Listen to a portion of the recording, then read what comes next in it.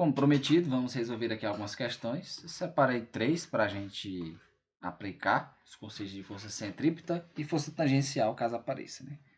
Então vamos lá.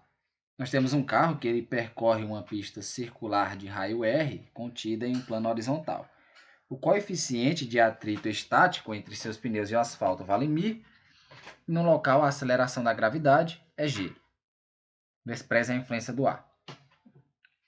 Determine a expressão da velocidade linear máxima ao qual o carro deve deslocar-se ao longo da pista, com a condição de não derrapar. Como não derrapa, significa que esse carro está sempre fixo aí na curva. E querendo saber a velocidade máxima para que esse carro percorra essa curva sem pegar a tangente, sem cair fora. Então, em questão disso, nesse movimento aí circular, o nosso carro, que eu vou representar aqui, vai ter duas coisas, uma coisa agindo sobre ele, aliás, né? Que é a nossa força de atrito, que vai estar aí no sentido oposto ao seu movimento, para que ele não pegue aí a tangente. Claro que nós vamos ter a força peso agindo sobre ele também. Então, como para esse sentido aí de movimento, a força de atrito, ela é a única força que age, então ela é a força resultante. Logo, a nossa força de atrito, que é μ vezes a normal é mg, tem que ser igual aí a mv² sobre r, já que é a força centrípeta agindo aí. Agindo não, já que é a força centrípeta a resultante. Então, a nossa velocidade v é simplesmente raiz de rg μ. Então, essa é a velocidade tangencial. Aliás, essa é a velocidade que o nosso carro tem que ter para que ele não pegue a tangente. Podemos representar também em termos da velocidade angular, como v é ômega-r. Colocar aqui ao quadrado, grμ. Então, ômega² r² grμ. Então, nós temos que a velocidade angular, vou fazer aqui de vermelho, a velocidade angular tem que ser a raiz quadrada de gμ sobre r. Então, se o nosso carro atingir essa velocidade angular, no máximo, né? Então, ele não vai pegar a tangente. E se for o caso em que vai haver força tangencial aqui agindo em cima desse objeto, então agora a nossa força resultante vai ser a força centrípeta somada com a força tangencial. E isso tem que ser igual a mgμ. Aí a nossa expressão já muda. Aí fica aqui mgμ ao quadrado vai ser mv² sobre r ao quadrado mais a nossa força tangencial ao quadrado. Então nós teríamos que calcular aí a força tangencial de alguma maneira, medir, por exemplo, para descobrirmos a velocidade que o carro está.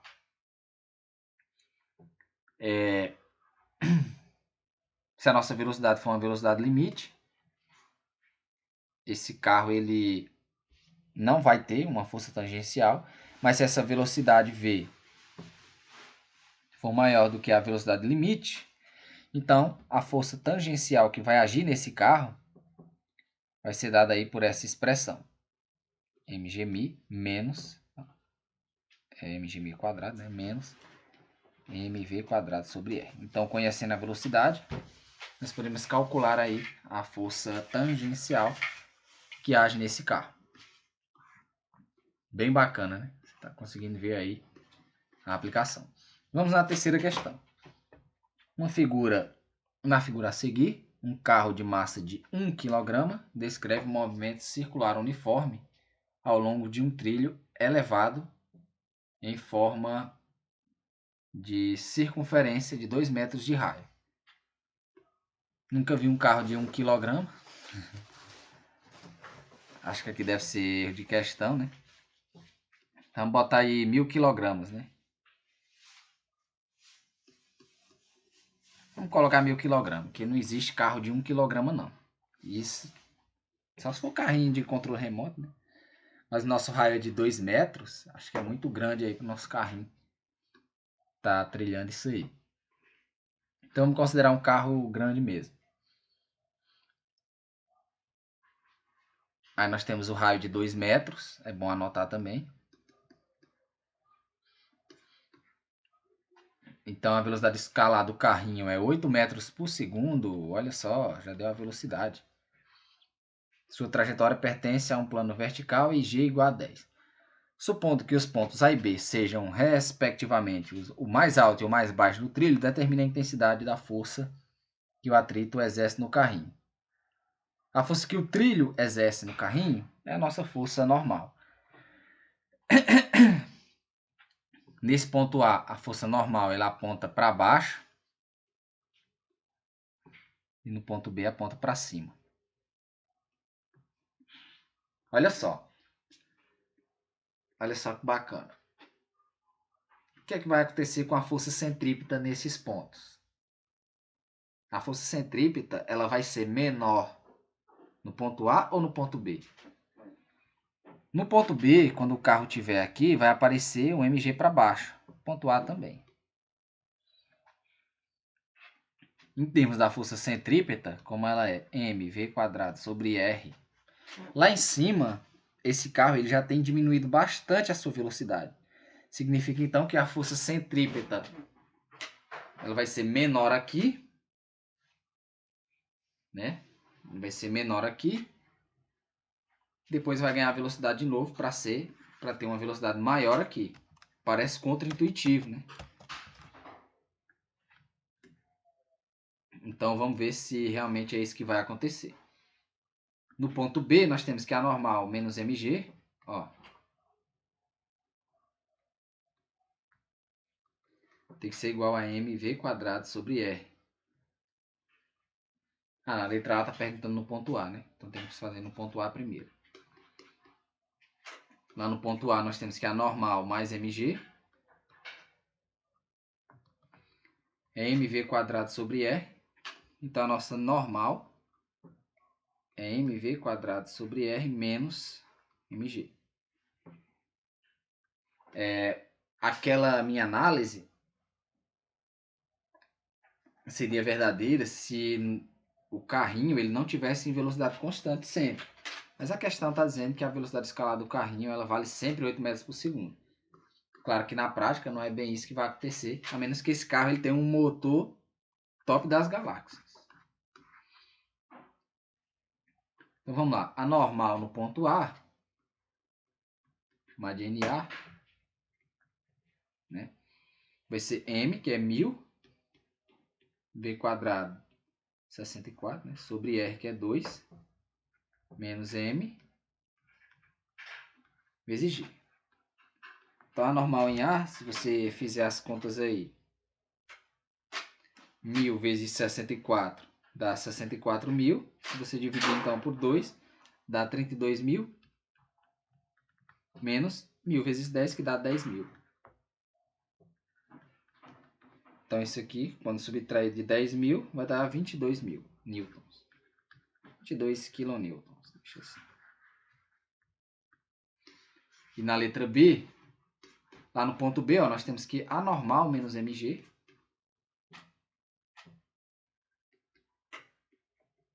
é Q igual a mv² sobre r.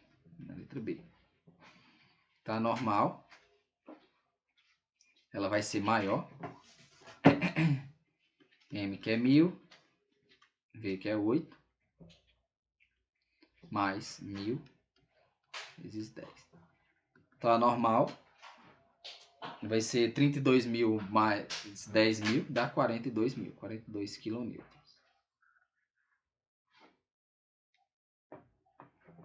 Então nós temos que a normal lá no ponto B,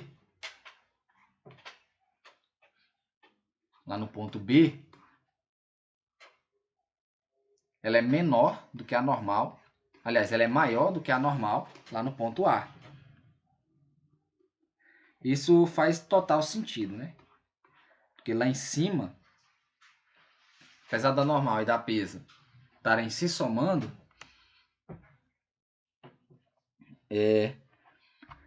a força peso ela não vai agir de maneira constante para fazer com que o nosso carro ele tenda a ficar no ponto A. Então, se do nada o carro parar no ponto A, ele vai cair. Significa então que a normal ela tem que diminuir, né? Então, ela tem que ser menor. Então, o que vai acontecer aqui? Para que a velocidade se mantenha constante, nesses dois casos, nós vamos ter que a velocidade, ou para a velocidade se manter constante, nós vamos ter que a normal tem que ser diferente para ambos os casos. Nós podemos brincar, dizer o seguinte, ó, que NA mais MG, que é lá no ponto A, ó, NA mais MG, vai ter que ser igual a NB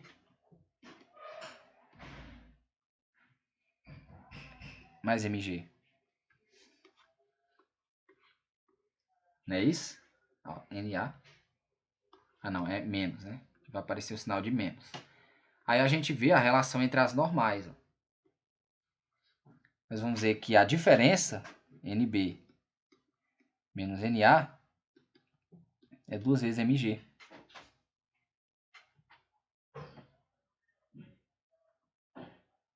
Então a diferença de normal, vou chamar de delta N, é 2 vezes MG.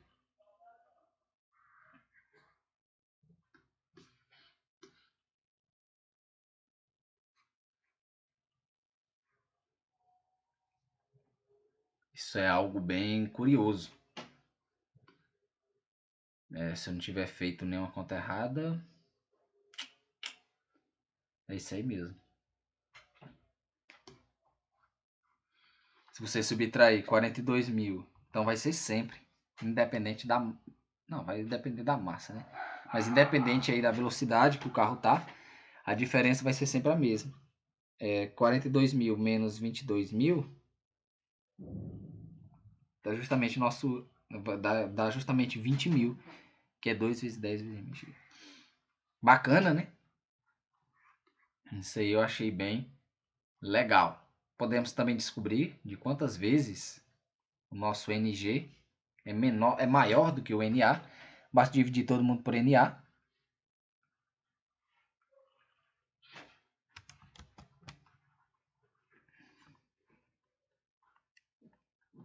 Isso dá 1 mais MG sobre NA. Aí eu quero descobrir NB sobre NA.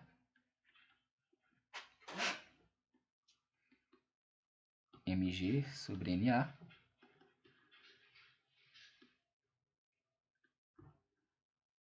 Então vai aparecer 2 vezes, né? Então, se eu não tiver errado, essa vai ser a fórmula que determina a razão entre NG e NA. Claro que eu posso substituir ali NA por esse valorzinho aqui. Mas enfim, podemos ver aí que essa diferença entre as normais vai ser sempre 2 vezes o valor aí do peso. Por fim, vamos fazer a nossa última questão. Já estamos com 3 minutos de vídeo. Mas nós vamos fazer aqui a última questão.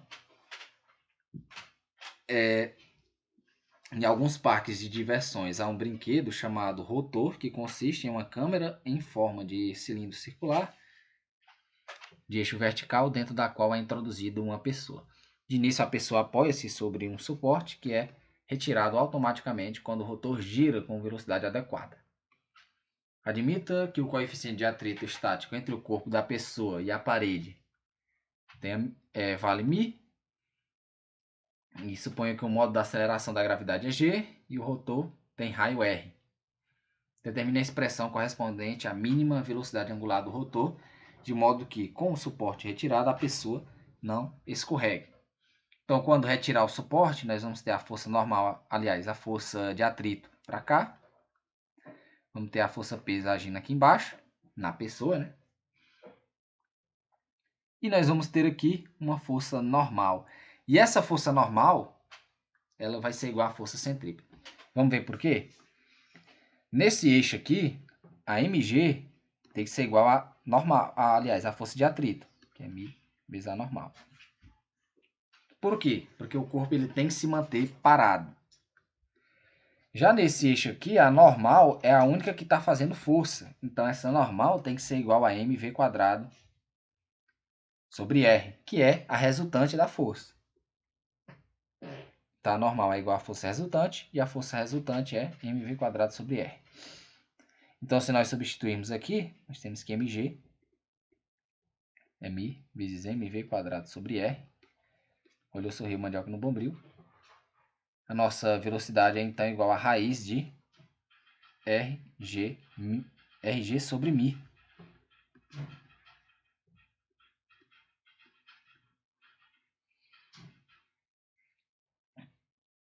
Que é algo aí muito interessante. Podemos também descobrir a velocidade angular. Se essa normal for m⍵² vezes r, que é igual a mg, que tem um mi. Aliás, é normal. Então, mg sobre mi, né? Esse mi passa dividido. Pam, pam. Então, nosso ômega é igual a g sobre r mi. Raiz quadrada de g sobre r mi.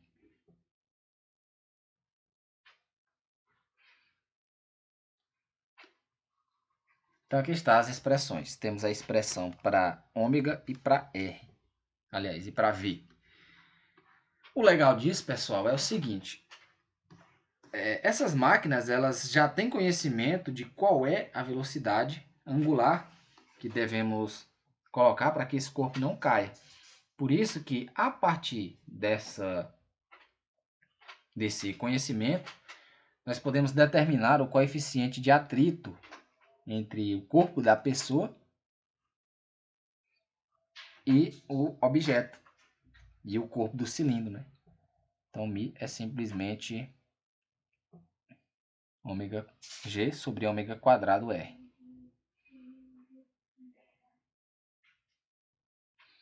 Então, isso é uma forma aí de você calcular coeficientes de atrito entre objetos. Então, se você quer fazer um experimento usando um plano inclinado, sei lá, de madeira, você pode pegar, por exemplo, um cilindro aí de mesmo material, colocar o objeto que você vai analisar e rotacionar esse objeto aí dentro desse cilindro para que esse objeto não caia. Então, a partir dessa velocidade angular que você calcula, aliás, que você aplica, você calcula o coeficiente de atrito. Beleza? Então esse foi o nosso vídeo. Deixe seu gostei aí. Compartilha com quem precisa aprender isso aqui também. E não se esqueça de seguir lá no nosso Instagram, que é @fisicalord. Para você... Lord, com D. Para você ficar sempre por dentro aí do assunto. E lá eu posto sempre resumos, resolução de exercícios e assim vai.